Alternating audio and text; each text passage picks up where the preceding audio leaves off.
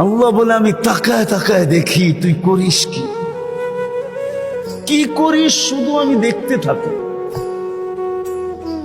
আর চিৎকার দিতে থাকি, মান গাররাকা বিরাব্বিকাল কারীম।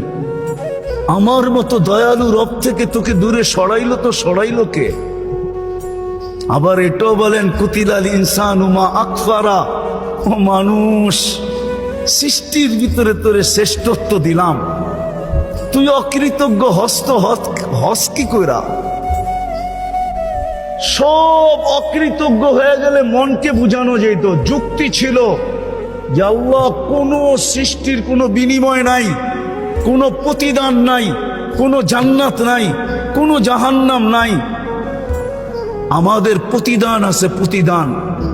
আমাদেরকে কিনবেন তো জান্নাত দিয়া কিনবেন। আল্লাহ ঘোষণা দিছে আমি জান্নাত দিয়ে কিনবো, কাগজ দিয়ে না। তোমাকে আমি জান্নাত দিয়ে কিনতে প্রস্তুত। ইন্নাল্লাহ হাশতারা, কোরআন বলে আমি তোমাকে জান্নাত দিয়ে কিনবো। তোমার প্রতিদান আছে।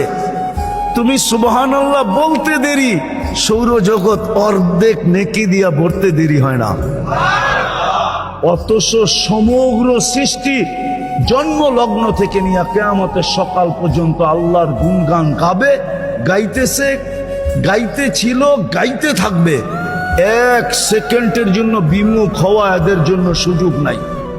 লা ইয়াগফাল ওয়ালা ইয়ালতাফিত, এদিক ওদিক তাকানোর সুযোগ নাই, বিমুখ হওয়ারও সুযোগ নাই। তারফাতা আইন, চোখের পলক ঝরতে যতটুকু সময় লাগে এতটুকু সময়ের জন্য।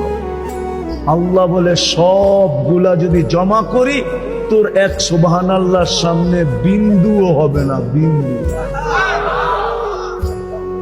এত বড় বিনিময় দিতেছেন। আল্লাহ বলে তুই অকৃতজ্ঞ হলি কি করে?